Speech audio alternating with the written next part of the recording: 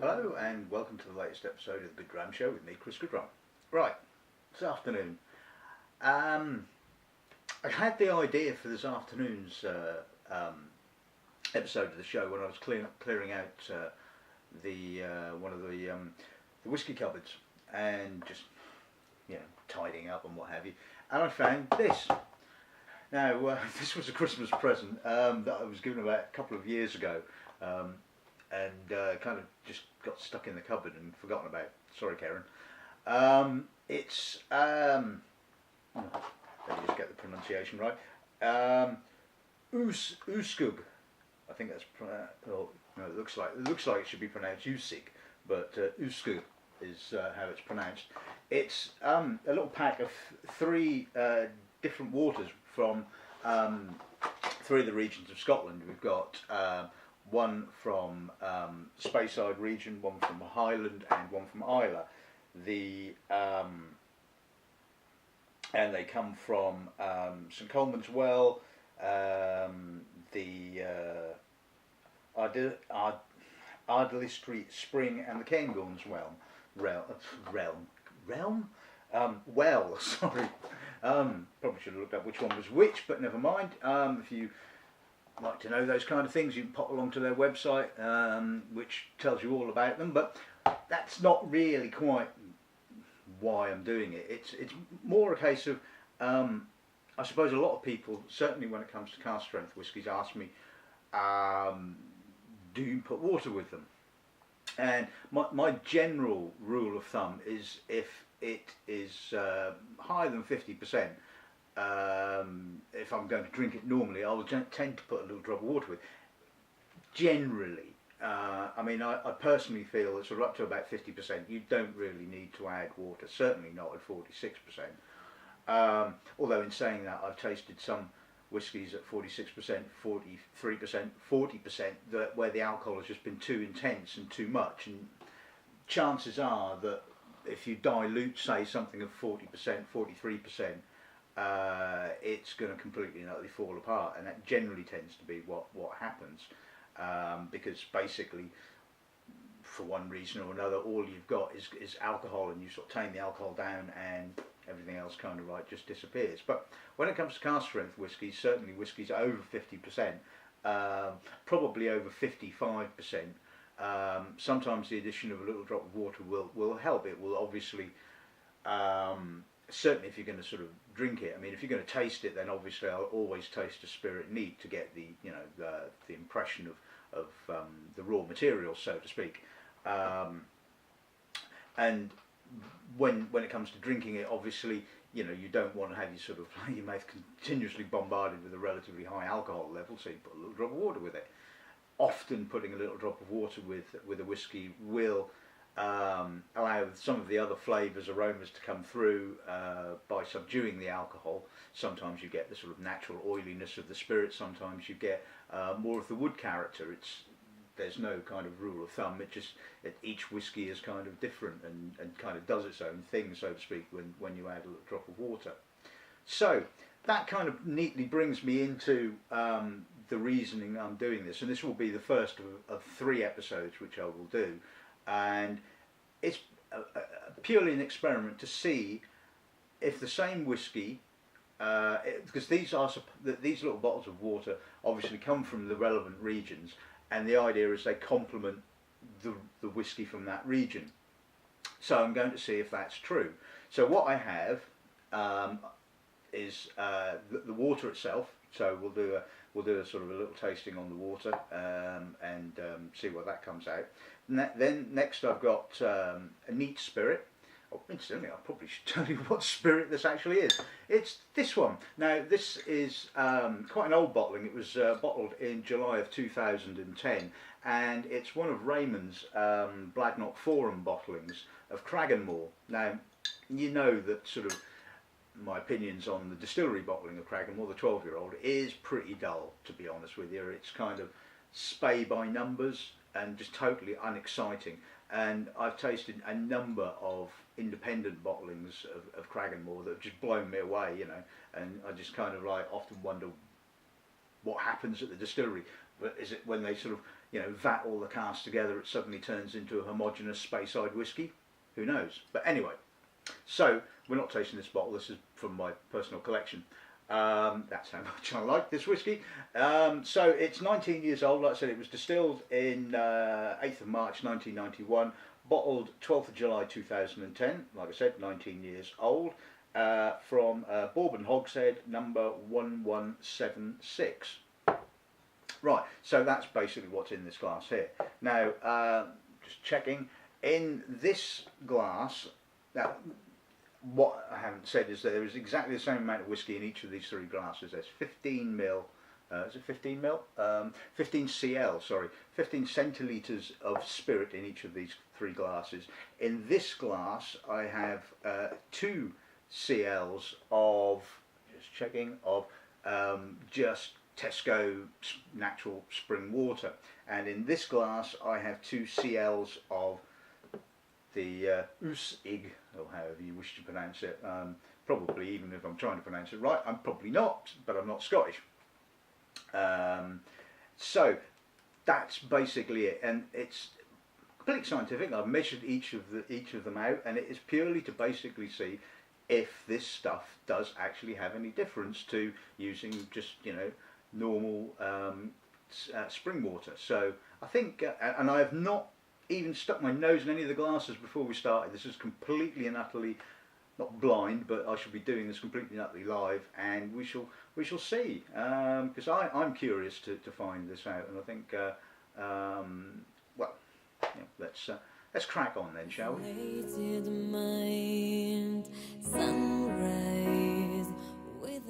Right, okay, so the water itself, let's see. It has a softness to it. It's got a rounded, almost kind of vanilla-y like note. Yeah, very, very, very soft.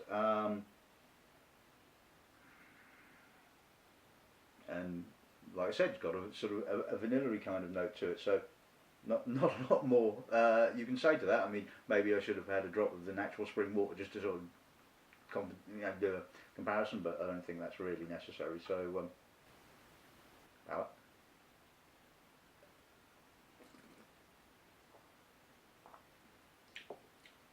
A little bit chalky actually, clean. Again, sort of rounded, soft. Very chalky. I'm getting a lot of chalk on the finish of that. I mean, that's bizarre. It has to be said, you know. It's got to be a first, starting off a whiskey tasting episode with tasting some water. Oh, okay. So right, that's kind of our benchmark. So, I guess, judging from sort of tasting that, I would expect obviously the whiskey with a little bit of that to have a little bit more of that chalkiness coming through, with a possibly a maybe bit more rounder. I don't know. We shall see when we get there. So let's taste some whiskey now, shall we?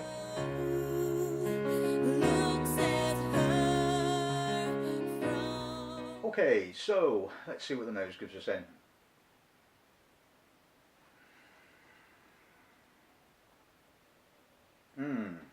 Now that's pretty malty. Got a lovely richness, a lot of apricot, a little bit of lemon. Really, really malty, chewy almost. I mean, you smell that slightly sort of toffeed, but edgy, grainy oak. It's got almost like a rye spice to it. You know, a real herbally sort of, not mar, but sort of a herbally kind of note to it. And that's absolutely gorgeous. Lovely, lovely, spicy, rich. I mean, this just goes to show, and the amount of times I've said this when I've spoken to customers, that Cragganmore can obviously distill good spirit, interesting spirit. Just somewhere along the line, it all kind of gets lost and becomes, you know, like I said, pretty homogenous kind of stuff. But and this is fairly malty by Cragganmore standards, it has to be said. I mean, I've tended tended to find that it tends to be a lot more citrus, a lot more zingy, I guess would be the word. But this is really nice. Ballot.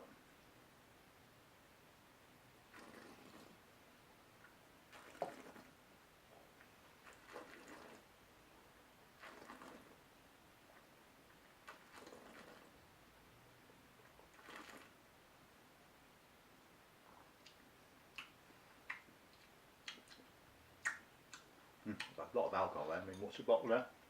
53.8.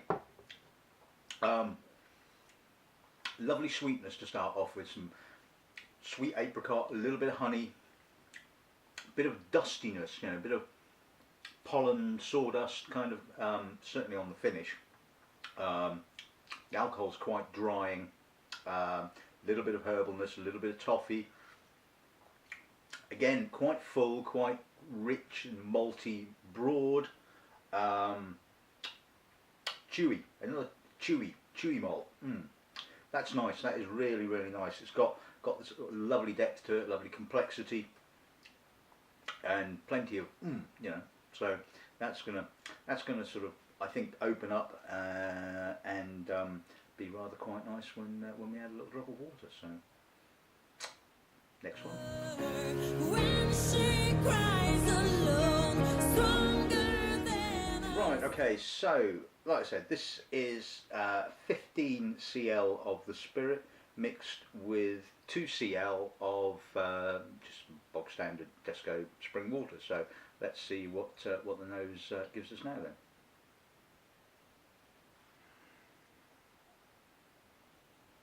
Dustier, more honey, more sweet, slightly perfumed honey, more of the citrus, but no, not so much, no. Yeah, possibly. Yeah, a little bit more of the citrus lemon, a lot more of the toffee. Still pretty malty, and I think this is sort of like one of the cases where a little bit of water is certainly bringing forward the oak. Like I said, a lot more toffee, but it's rounded. It's become a little bit more perfumed. Still quite dusty with that sort of polleny kind of, not gristy, but a sort of like a pollen kind of character to it. A little bit buttery possibly now. Lovely sweetness. Palate.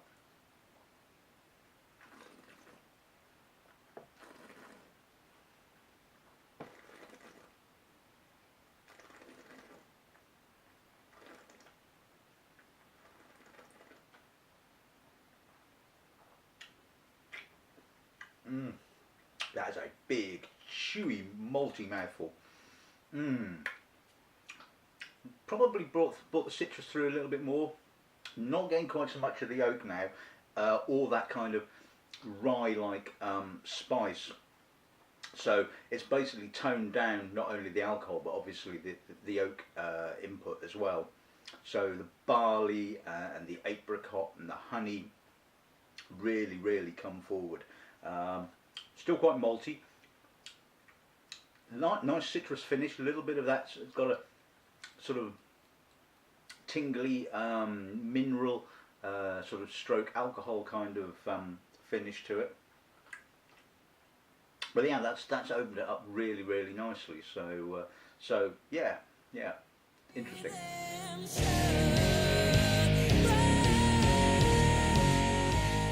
Right, okay, and so on to the same spirit, but just using Usige, or yeah, the water.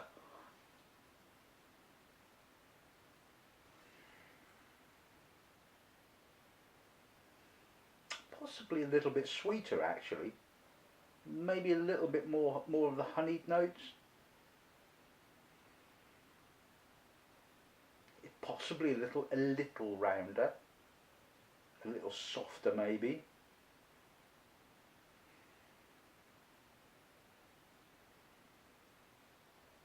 A lot more spicier. Yeah, I mean, when I come back to it, this seems seems almost a little flat. That's interesting. Yeah, it's definitely fleshed out.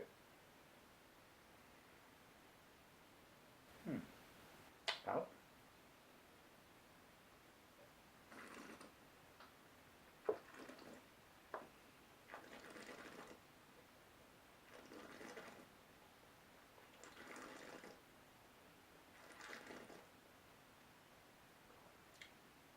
That's a lot softer. Wow, that's really brought out the honey. That is just a full-on. That is very different now. I'm not really getting any of the chalkiness that I was expecting, and it's not as minerally in actual fact. Not as hard, so it's softened it a lot more. It's broader, maltier, possibly. So there you go. I mean, brilliant whiskey. Love the whiskey. Let's sum these up then.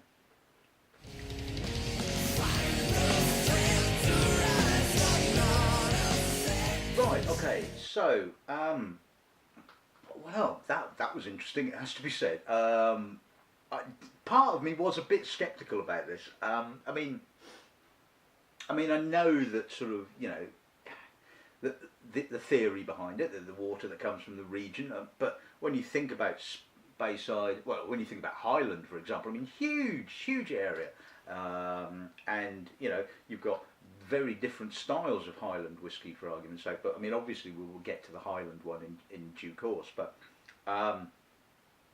certainly, from tasting the two samples that were cut with water, it certainly has quite a major difference. It certainly made it a lot rounder, a lot softer. Seemed to emphasise the honey, certainly in this bottling of Cragganmore. So I mean, I think that I can, you know, say that, yeah, there's something to it. You know, these certainly do. Well, it's different. I mean, whether, yeah, I suppose it's, you know, a moot point. I suppose, does it enhance it? It just makes it taste different than if you were using, you know, normal spring water. Is it more characteristic of a Speyside whiskey? You know, difficult to say really. But like I said, I think I think scientifically, there is a definite difference between the two. Scientifically, we can say without a shadow of a doubt that obviously the Speyside water is a lot softer than the Tesco spring water, wherever they get that from. And it does seem to complement it really nicely. It certainly rounds it out, like with this particular bottling, certainly brings out more of the honey. So so yeah, I don't think it's a gimmick. There certainly seems to be something behind it. So so there you go. I'm sure the guys behind this will probably be quite happy to hear that, you know. Yeah, so they're right. So there you go. It'll be interesting to see what the Highland and the Isla water do in the forthcoming episodes of the show. So, but for this afternoon, a bit of a short one, I guess. But yeah, hopefully it's, you know, been insightful, and I hope you enjoyed it. Unfortunately, you can't buy this bottle because it's long since gone, and I don't think Raymond's bottled an awful lot of recent, certainly not in the last year or so, but he was bottling some exceptionally good whiskies. So pop along to, you know, the Bladnoch website, become a member of the Bladnoch Forum, and you know, you'll be in line to sort of pick up these interesting little babies. So anyway. That's enough of that. So what's left to say is good afternoon and good running.